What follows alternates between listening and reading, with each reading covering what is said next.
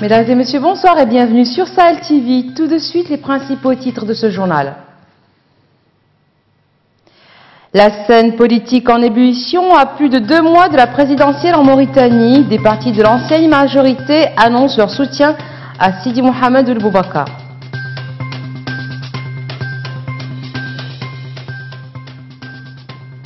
L'opposition appelle à une réponse urgente à ses doléances relatives à la préparation de la présidentielle 2019. Elle proteste du coup contre ce qu'elle appelle une campagne électorale avant l'heure.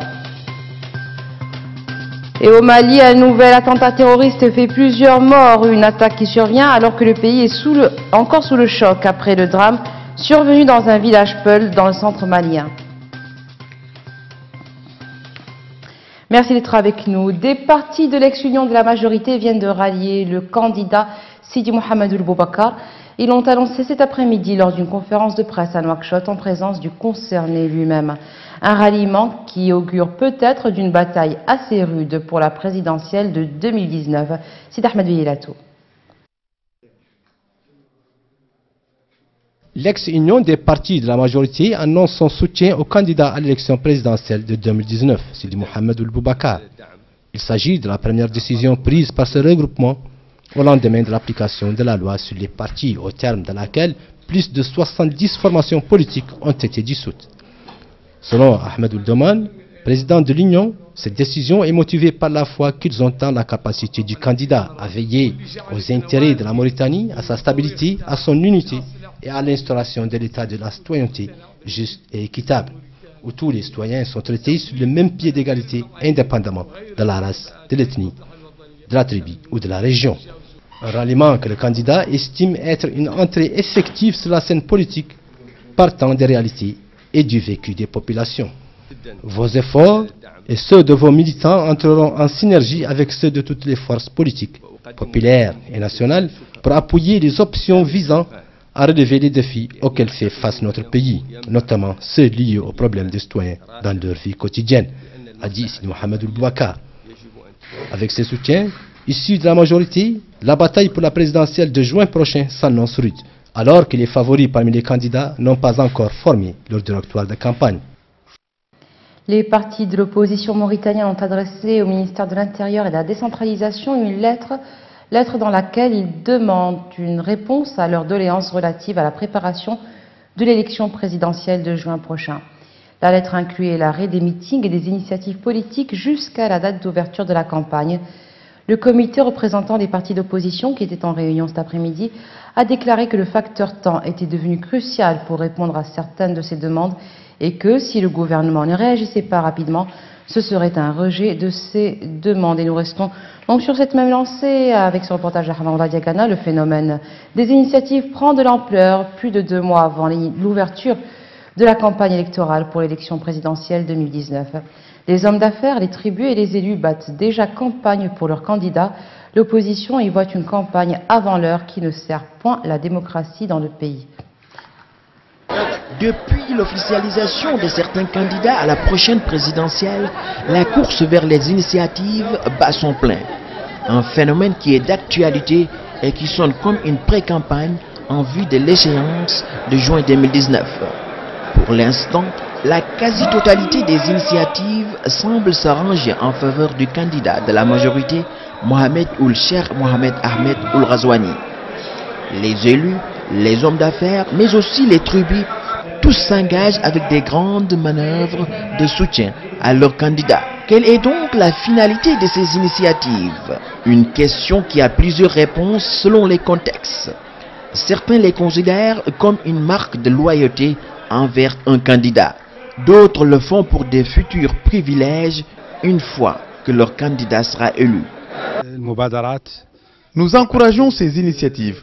Nous voulons qu'elles soient continues. Il ne faut pas qu'elles restent périodiques. Par contre, certains dans l'opposition notamment les considèrent comme une affabulation politique qui met en mal la démocratie, l'unité, mais aussi la transparence de manière générale. Ces initiatives que font certains et qui dépensent beaucoup d'argent, voire des millions, pour des fins personnelles ou tribales, et parfois sans intérêt pour les Mauritaniens, ce sont des actes qui ne rassemblent pas. En tout état de cause, le phénomène des initiatives est devenu monnaie courante dans notre pays. L'expression du désir de soutenir un candidat se justifie sur la base des programmes électoraux des différents adversaires aux élections. Mais hélas, cette distinction perd de nos jours sa valeur. Les priorités des populations sont rarement mentionnées à travers ces rencontres politiques.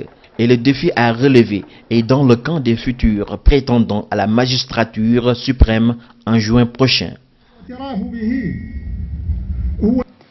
L'ambassade de Chine à Nouakchott et les Mauritaniens diplômés de Chine ont organisé hier une rencontre pour magnifier la coopération entre les deux pays. Pour les anciens étudiants dans l'Empire du Milieu, le séjour en Chine doit être valorisé pour servir les intérêts de nos deux pays. L'ambassadeur de Chine s'est pour sa part réjoui de la solidité des relations sino-mauritaniennes. C'est Sidibé. La Chine est l'un des partenaires économiques privilégiés de la Mauritanie. Ces relations datent des années 60. L'Empire du Milieu est présent partout en Mauritanie, dans le domaine de la santé, les projets routiers, hydrauliques, l'éducation ou encore la pêche. Plusieurs étudiants mauritaniens ont été formés dans les universités chinoises pour donner corps et âme à cette coopération bilatérale. La Chine s'attache à son amitié traditionnelle avec ses amis africains, en particulier avec la Mauritanie. Depuis l'établissement des relations diplomatiques entre nos deux pays en 1965, malgré les aléas internationaux, les deux pays se témoignent toujours confiance et s'accordent toujours soutien. Aujourd'hui, la Chine est le partenaire le plus important de la Mauritanie dans les domaines stratégiques économiques. Je ne vais plus vous citer les infrastructures que la Chine a construites ici, ni les bourses que le gouvernement chinois offre chaque année aux étudiants mauritaniens. Entre la Chine et les anciens diplômés mauritaniens, c'est une relation de cœur qu'il faut mettre au service de la coopération entre les deux pays. En ce qui concerne les relations économiques entre la Chine et la Mauritanie, je pense que ce sont des relations qui sont très excellentes. Depuis 1988, moi je me rappelle, lorsqu'on était venu, on faisait partie presque des premiers hommes d'affaires mauritaniens en Chine. On a commencé d'abord par les affaires entre Hong Kong et la Chine.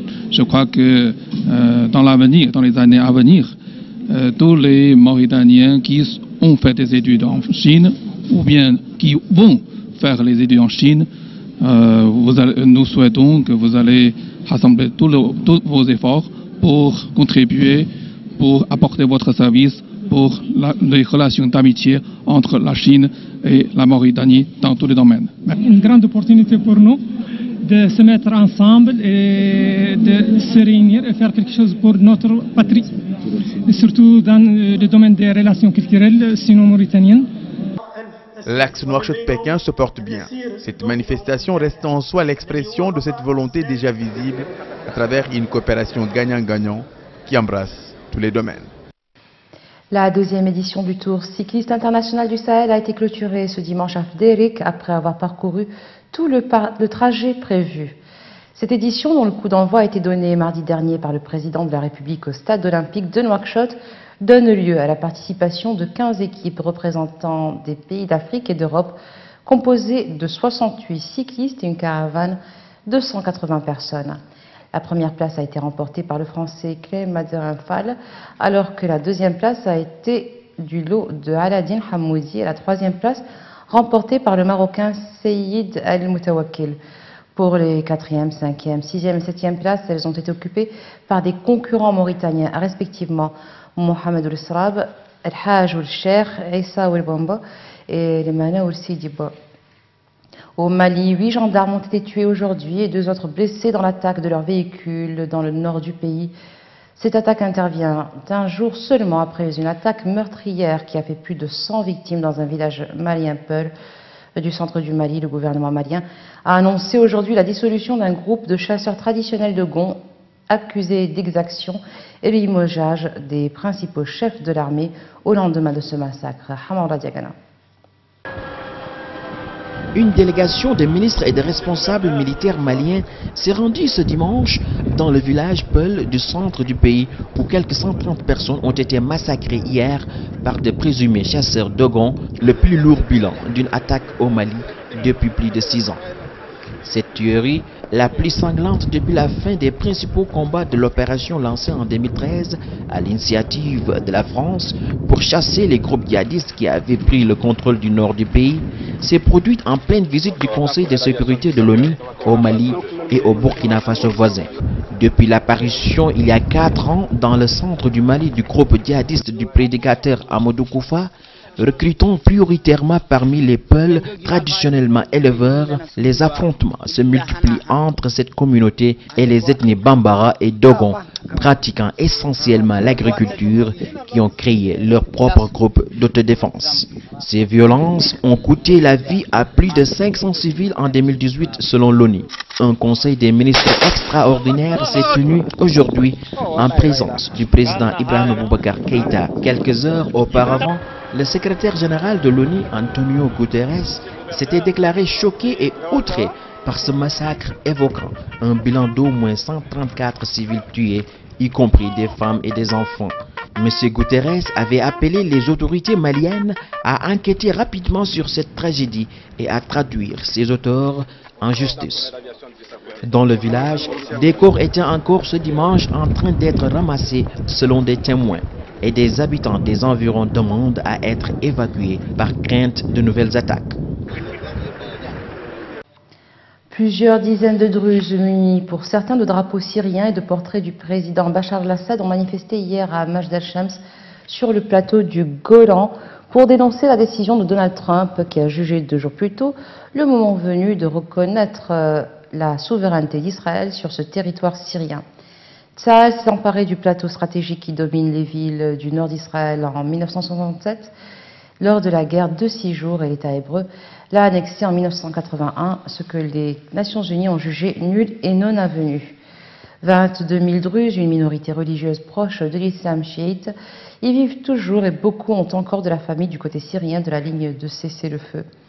Le gouvernement syrien s'est juré vendredi dernier de récupérer le plateau du Golan par tous les moyens possibles.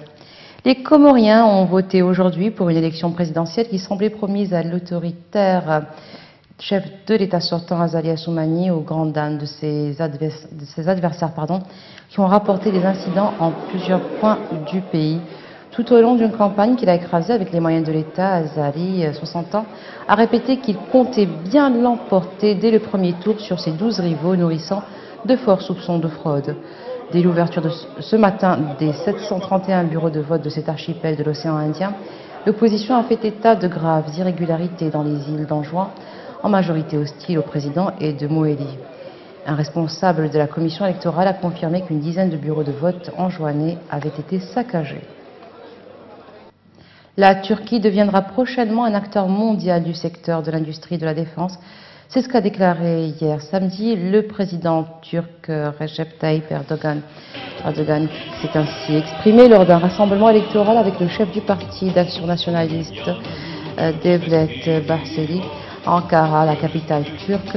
Lors de cette apparition conjointe avec son partenaire de l'Alliance populaire, Erdogan a promis que la Turquie deviendrait un acteur mondial de l'industrie de la défense tout en utilisant les capacités et la technologie de pointe locale. Il a souligné qu'Ankara est devenue une capitale des industries de défense au cours des 17 dernières années, elle qui abrite 4 des 100 entreprises les plus puissantes dans ce domaine. Il a ajouté que la valeur des exportations turques de l'industrie de la défense a dépassé l'année dernière 2 milliards de dollars, dont 50% ont été réalisés à Ankara.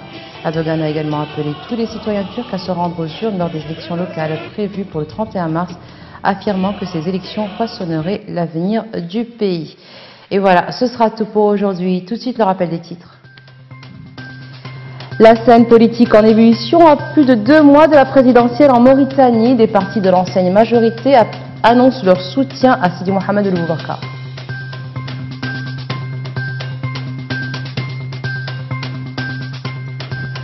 L'opposition appelle à une réponse urgente à ses doléances relatives à la préparation de la présidentielle 2019. Elle proteste du coup contre ce qu'elle appelle une campagne électorale avant l'heure.